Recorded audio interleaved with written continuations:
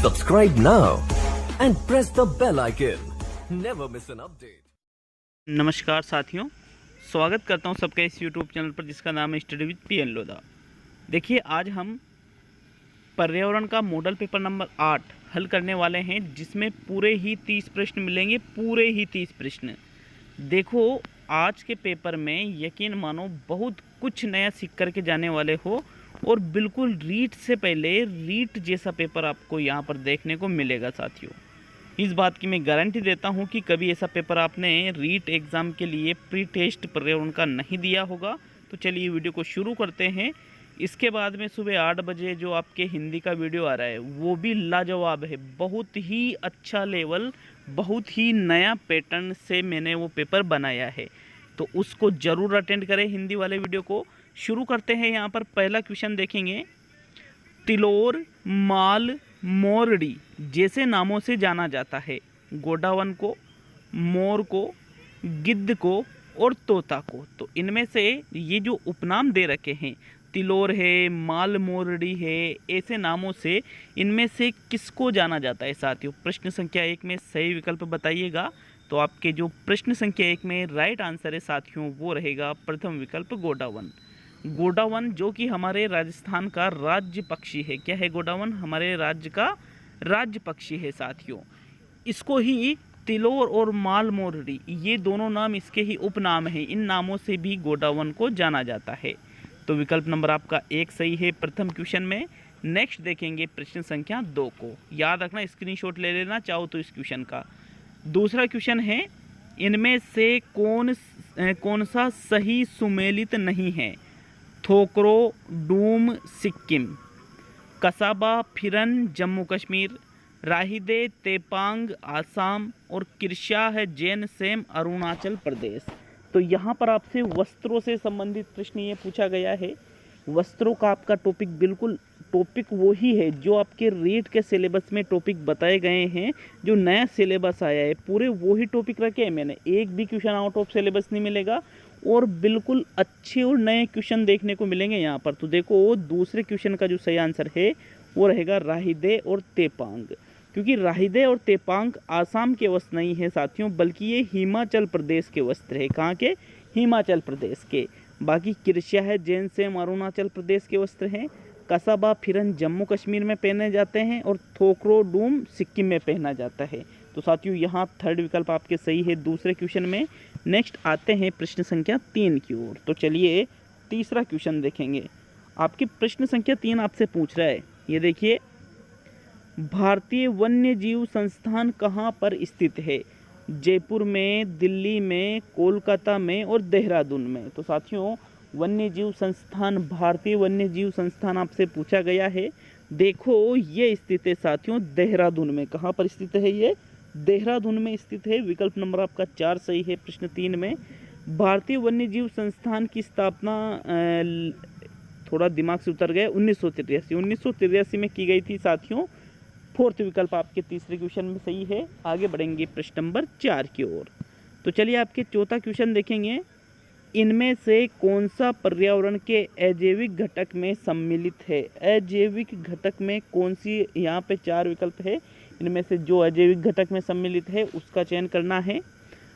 पादप, जंतु, जल और सूक्ष्मजीवी। तो साथियों देखो, पादप मतलब पेड़ पौधों से लिया जाता है।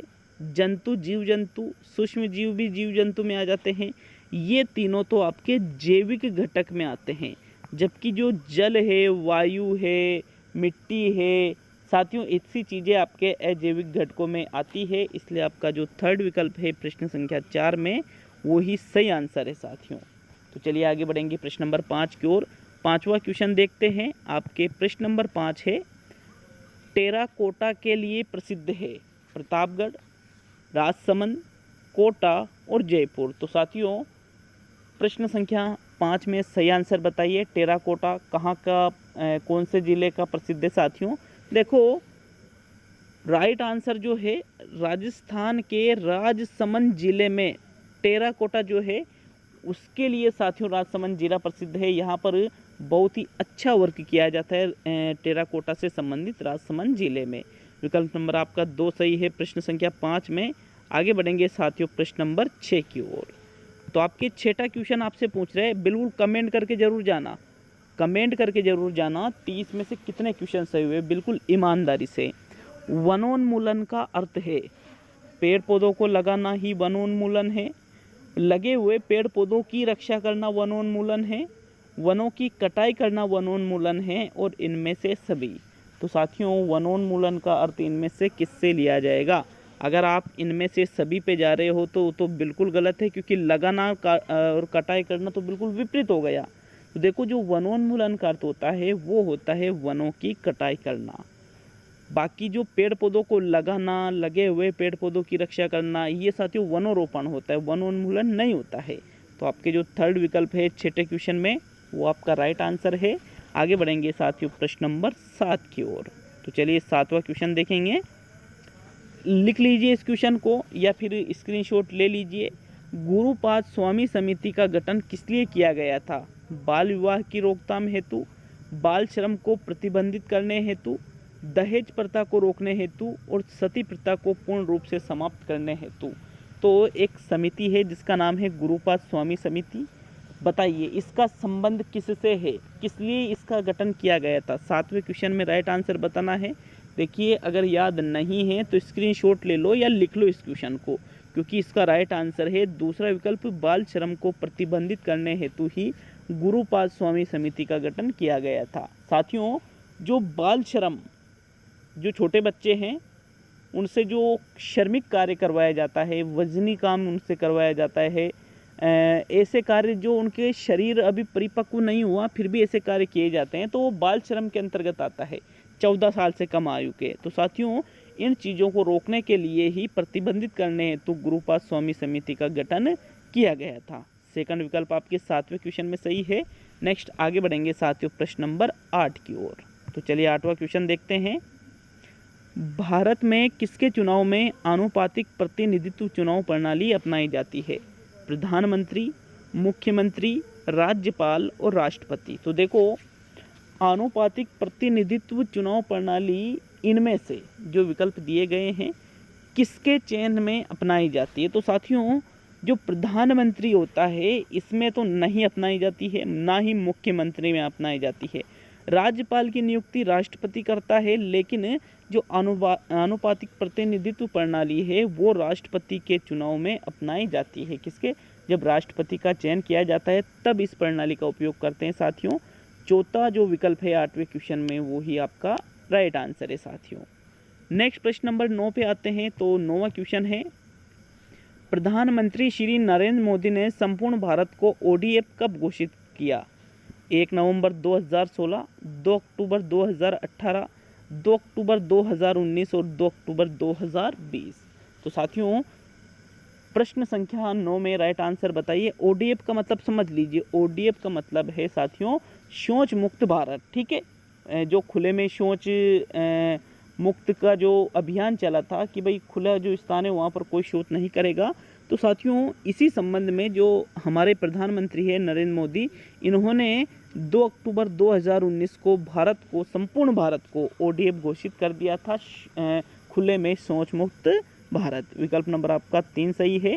बाकी सबसे पहले खुले में शौच मुक्त जो राज्य था वो केरल था साथियों। 1 नवंबर 2016 में सबसे पहले ये राज्य था जिसने खुले में शौच मुक्त राज्य का दर्जा उसको मिला था।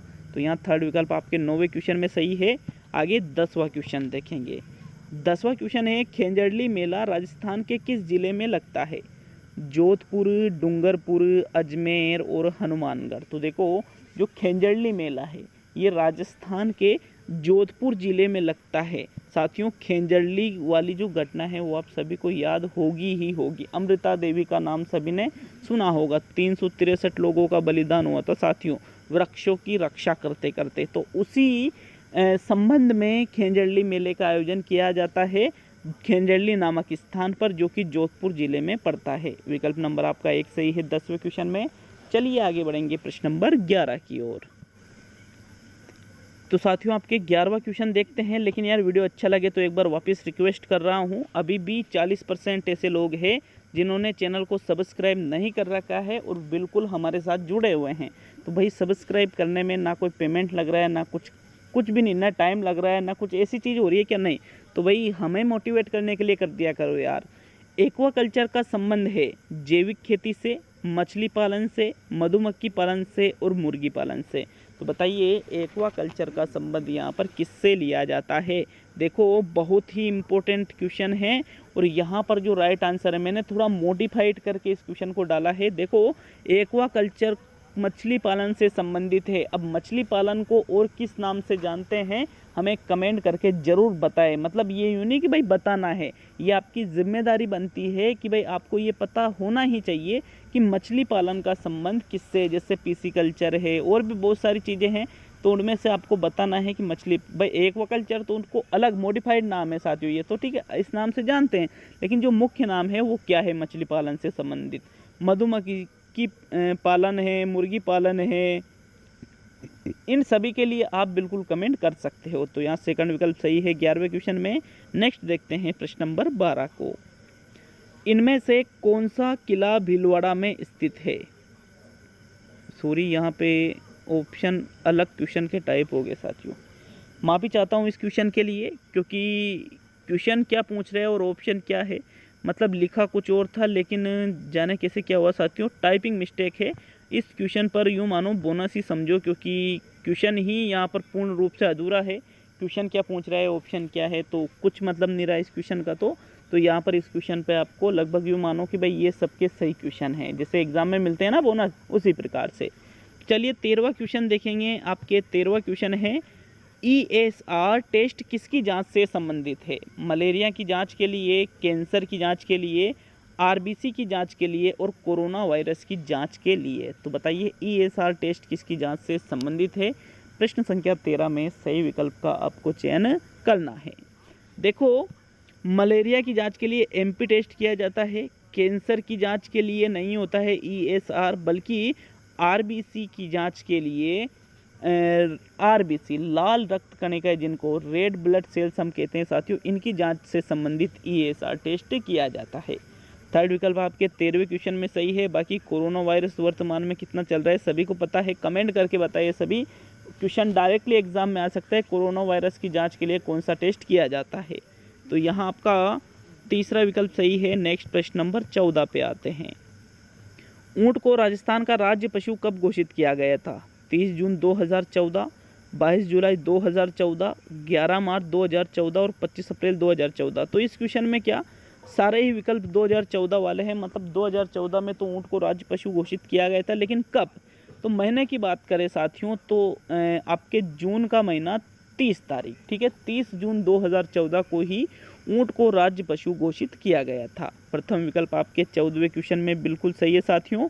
आगे बढ़ेंगे प्रश्न नंबर 15 की ओर। तो चलिए 15वां क्वेश्चन देखेंगे। आशा है आपको अच्छा लग रहा होगा वीडियो।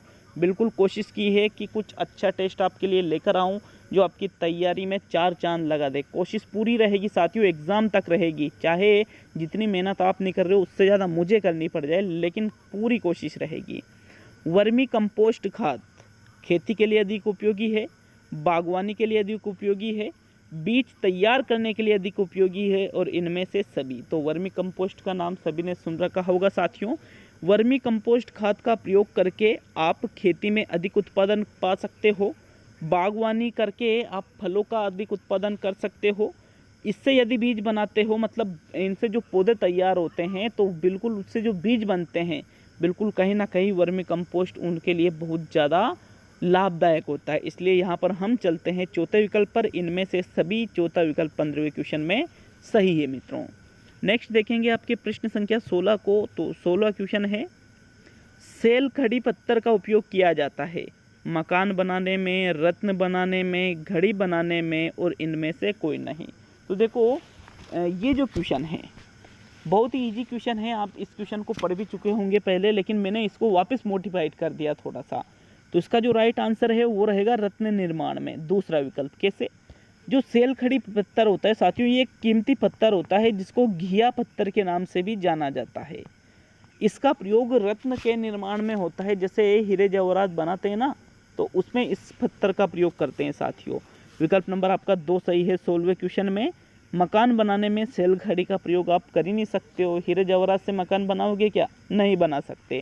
सेकंड विकल्प 16वें क्वेश्चन में सही है। आगे बढ़ेंगे प्रश्न नंबर 17 पर। तो चलिए 17वां क्वेश्चन देखेंगे। पृथ्वी का सबसे ऊपरी भाग कहलाता है सियाल, सीमा, निफे और सभी। तो आपके पृथ्वी और अंतरिक्ष का एक नया टॉपिक जोड़ा गया है पर्यावरण में, तो वहाँ से भी मैंने प्रश्न ले लिया है। देखो, पृथ्वी के जो परतें होती है उनको 3 भागों में डिवाइड किया जाता है, सियाल, सीमा और निफे।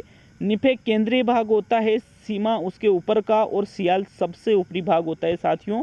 अर्थात आपका जो प्रथम विकल्प है 17वें क्वेश्चन में वही सही आंसर है। तो चलिए आगे बढ़ेंगे प्रश्न नंबर 18 की ओर। 18वां क्वेश्चन देखते हैं। आपके 18वां क्वेश्चन है, उपभोक्ता संरक्षण अधिनियम 1986 के स्थान पर सरकार ने उपभोक्ता संरक्षण अधिनियम 2019 को तैयार किया, जिसे लागू किया गया है 21 मार्च 2020 को, 30 जून 2020 को, 20 जुलाई 2020 को और 15 अगस्त 2020 को। तो जो उपभोक्ता संरक्षण अधिनियम है 1986 वाला, उसके स्थान पर गवर्नमेंट ने क्या किया साथियों, एक नया अधिनियम चलाया जिसको उपभोक्ता संरक्षण अधिनियम 2019 के नाम से जानते हैं। तो ये जो अधिनियम है उपभोक्ता संरक्षण अधिनियम 2019, इसको कब से लागू किया गया था? तो साथियों इसको लागू किया गया था 20 जुलाई 2020 से। थर्ड विकल्प सही है। यहाँ पर बिल्कुल अच्छी तरह से इस क्वेश्चन को भी याद रखना है, क्योंकि बहुत ही ज़्यादा मोस्ट इंपॉर्टेंट क्वेश्चन आप इसे मान सकते हो साथियों। नेक्स्ट प्रश्न नंबर 20 पे आते हैं। आशा नहीं, पूरा विश्वास है, मेहनत करके टेस्ट बनाता हूँ तो बिल्कुल पूरा विश्वास रखता हूँ साथियों, आपको वीडियो अच्छा लगेगा, प्रश्न आपको अच्छे लगेंगे।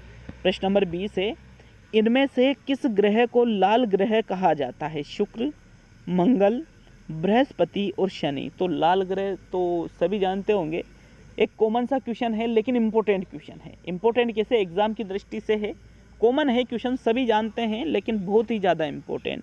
तो साथियों मंगल ग्रह को ही लाल ग्रह के नाम से जाना जाता है। किस नाम से? लाल ग्रह के नाम से मंगल ग्रह को ही जाना जाता है।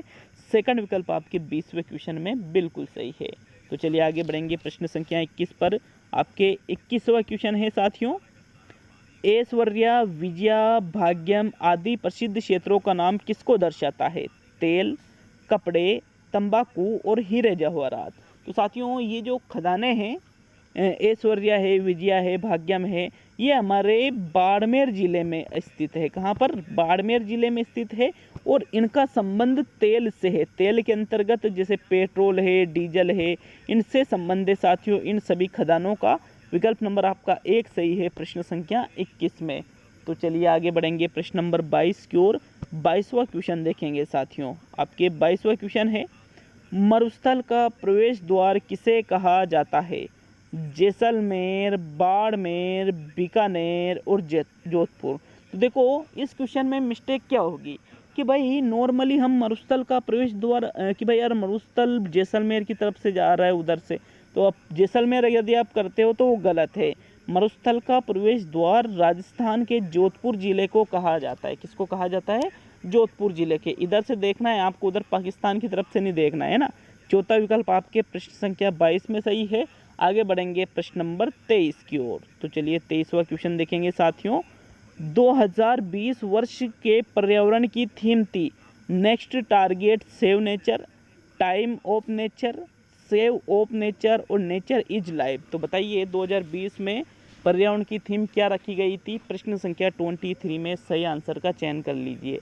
इसका भी आप स्क्रीनशॉट ले लीजिए साथियों। देखो जो 2020 में पर्यावरण की थीम रखी गई थी वो थी टाइम ऑफ नेचर। क्या था साथियों? टाइम ऑफ नेचर विश्व पर्यावरण की थीम थी 2020 की। सेकंड विकल्प आपके 23 में सही है। आगे बढ़ेंगे साथियों प्रश्न नंबर 24 पर। तो चलिए 24वां क्वेश्चन देखेंगे। भारतीय प्रथम कृत्रिम उपग्रह का नाम था उड़ान फर्स्ट, एडुसेट, आर्यभट्ट और भास्कर। तो साथियों प्रथम भारतीय कृत्रिम उपग्रह का नाम आपसे यहाँ पर पूछा गया है। देखो जो प्रथम भारतीय कृत्रिम उपग्रह था उसका नाम था साथियों आर्यभट्ट, जो कि आर्यभट्ट के नाम से इसका नाम रखा गया था और इसे लॉन्च किया गया था 1975 में। आपका जो थर्ड विकल्प है 24 में वो ही सही है। नेक्स्ट प्रश्न नंबर 25 को देखते हैं। तो चलिए 25वां क्वेश्चन। अंशु जमसेम्पा ने कितनी बार माउंट एवरेस्ट पर फतह हासिल की है? 1 बार, 3 बार, 4 बार और 5 बार। तो देखो अंशु जमसेम्पा का नाम माउंटेन के अंतर्गत चलता है। माउंटेन ड्यू की बात नहीं कर रहा हूँ मैं, माउंटेन मतलब पर्वतारोहण में चलता है साथियों। इन्होंने सर्वाधिक बार माउंट एवरेस्ट पर फतह हासिल की है, जो कि संख्या है 5 बार। तो आप सोच करके देखिए 5 बार माउंट एवरेस्ट पर ये चढ़ गए हैं। तो देखो सर्वाधिक बार है ये, सर्वाधिक बार कोई व्यक्ति 5 बार ही माउंट एवरेस्ट पर चढ़ा है और उनका नाम क्या है? अंशु जमसेम्पा। विकल्प नंबर आपका 4 सही है 25 में। नेक्स्ट देखते हैं प्रश्न नंबर 26 को। तो साथियों 26वां क्वेश्चन आपके क्या पूछ रहा है, ये देखिए प्रश्न नंबर 26 को। निम्न में से कौन सा एक पर्यावरण अध्ययन के संबंध में सत्य नहीं है? पर्यावरण अध्ययन बाल केंद्रित अध्ययन है। पर्यावरण अध्ययन बच्चों को अपने परिवेश को खोजने का अवसर देता है। पर्यावरण अध्ययन वर्णनों और परिभाषाओं पर बल देता है और पर्यावरण अध्ययन की प्रकृति एकीकृत है। तो बताइए प्रश्न संख्या 26 में आपका कौन सा विकल्प सही है? इनमें से कौन सा पर्यावरण के संबंध में सत्य कथन नहीं है साथियों? तो देखो 26वें क्वेश्चन में पहला कथन कह रहा है पर्यावरण अध्ययन बाल केंद्रित अध्ययन है। बिल्कुल बाल केंद्रित विषय इसको माना जाता है। दूसरा कह रहा है बच्चों को अपने परिवेश को खोजने का अवसर देता है। बिल्कुल देता है साथियों, क्योंकि बालक खुद करके सीखते हैं इस विषय में, तो ये भी सही बात है। लेकिन तीसरा विकल्प कह रहा है वर्णनों और परिभाषाओं पर बल देता है पर्यावरण। तो साथियों परिभाषा और वर्णनों पर बल नहीं देता है, ये कथन गलत है। आपको क्या देखना था? संबंध में सच नहीं है, तो ये सच नहीं है साथियों। थर्ड जो विकल्प है ये सच नहीं है, बाकी इसकी प्रकृति एकीकृत मानी जाती है। तो आपका थर्ड विकल्प 26 में सही है। आगे बढ़ेंगे प्रश्न नंबर 27 पर। कमेंट करके हमें ज़रूर बताएं 30 में से आप कितने क्वेश्चन सही कर पाए हो साथियों, ज़रूर बता करके जाइए हमें। तो 27वां क्वेश्चन है पर्यावरण अध्ययन शिक्षण के संदर्भ में एनसीएफ 2005 निम्नलिखित में से किसे प्रस्तावित नहीं करती है? बच्चों के अनुभवों को संदर्भों से जोड़ना, हस्तपरक क्रियाकलाप, तकनीकी शब्दावली से परिचित कराना और विषय अनुसार उपागम। तो बताइए एनसीएफ 2005 पर्यावरण शिक्षण जो है, पर्यावरण अध्ययन जो है, इनमें से किस चीज़ को प्रस्तावित नहीं करता है एनसीएफ? तो साथियों देखो एनसीएफ 2005 कहता है कि पर्यावरण के अंतर्गत हमें बच्चों के अनुभवों को संदर्भों से जोड़ा जाना चाहिए। जो उसके अनुभव है और जिस संदर्भ में वो सीख रहा है उनको आपस में कनेक्टेड वो चीज़ें होनी चाहिए। हस्तपरक क्रियाकलाप हो, मतलब बच्चे करके सीखे किसी भी कार्य को। विषय के अनुसार उपागम हो, ये भी बिल्कुल सत्य है। लेकिन तकनीकी शब्दावली से परिचित कराना ये पर्यावरण शिक्षण का कोई उद्देश्य नहीं है, नहीं एनसीएफ 2005 इसे प्रस्तावित करता है। विकल्प नंबर आपका 3 सही है साथियों प्रश्न संख्या 27 में। नेक्स्ट देखेंगे प्रश्न नंबर 28 को। तो चलिए 28वां क्वेश्चन देखेंगे। परियोजना विधि के जन्मदाता हैं किलपेट्रिक, मोंटेसरी, राइट स्टोन और जॉन ड्यूवी। तो कई बार बता चुका हूँ परियोजना विधि के जन्मदाता किलपेट्रिक को माना जाता है। किसको माना जाता है? किलपेट्रिक को, क्योंकि विधि की बात की जा रही है साथियों, जबकि ये जो विधि है ये जॉन ड्यूवी की विचारधारा पर आधारित है। अगर यूँ होता परियोजना विधि किसकी विचारधारा पर आधारित है तो जॉन ड्यूवी आपका सही होता साथियों। लेकिन विकास सबसे ज़्यादा किलपेट्रिक ने किया है, इसलिए किलपेट्रिक ही सही है। इस विधि की सबसे खास विशेषता क्या है कि बालक इसमें कैसे सीखता है? करके सीखता है, लर्निंग बाय डूइंग। ठीक है, तो आपके प्रथम विकल्प 28वें क्वेश्चन में सही है। और आज का सेकंड लास्ट क्वेश्चन, एक अच्छे परीक्षण की कौन सी विशेषता नहीं है? वैधता, विश्वसनीयता, वस्तुनिष्ठता और निर्णय। तो साथियों देखो कोई भी परीक्षण हो वो वैध होना चाहिए, मतलब जिस उद्देश्य के लिए परीक्षण बनाया गया है यदि यह उसकी पूर्ति करता है तो वो वैध होता है। विश्वसनीयता, बार बार यदि किसी परीक्षण की जांच करते और परिणाम हमेशा एक समान आए तो वो होता है विश्वसनीय। वस्तुनिष्ठता, आपके किसी एक क्वेश्चन का आंसर एक ही विकल्प हो, एक ही सही उत्तर हो, उसको कहते हैं वस्तुनिष्ठता। तो ये तीनों पर्यावरण अध्ययन में एक अच्छे परीक्षण की विशेषता है। लेकिन निर्णय देना साथियों, निर्णय देना अच्छे परीक्षण की विशेषता नहीं है। इसका शाब्दिक अर्थ होता है वो भी किसका? मूल्यांकन का। इसलिए चौथा विकल्प आपके 29वें क्वेश्चन में सही है। अब आज का अंतिम और 20वां क्वेश्चन लास्ट में वापस याद दिला दूँ, जिसने नहीं लाइक किया है वीडियो को तो आप चाहो तो लाइक करके हमारा हौसला बढ़ा सकते हो, बाकी नहीं करते हो तो खैर आपकी मर्जी। TLM का अर्थ क्या है? Teaching light material, teaching learning material, teaching learning method और टीचिंग लर्निंग मोमेंट। तो देखो TLM का नाम सभी ने सुन रखा होगा, TLM, जिसको कहा जाता है टीचिंग लर्निंग मटेरियल, शिक्षण सहायक सामग्री। तो साथियों यहाँ पर सेकंड विकल्प 30वें क्वेश्चन में सही है। तो आशा है आज आप कुछ नया सीख करके जरूर गए होंगे साथियों। ऐसा ही वीडियो, ऐसा क्या, इससे भी 10 गुना श्रेष्ठ हिंदी का ऐसा वीडियो जो गजब का रहेगा, सुबह 8 बजे उसको जरूर देख लीजिए, ठीक है। तो मिलते हैं 8 बजे हिंदी वाले वीडियो में। बहुत बहुत धन्यवाद सभी का।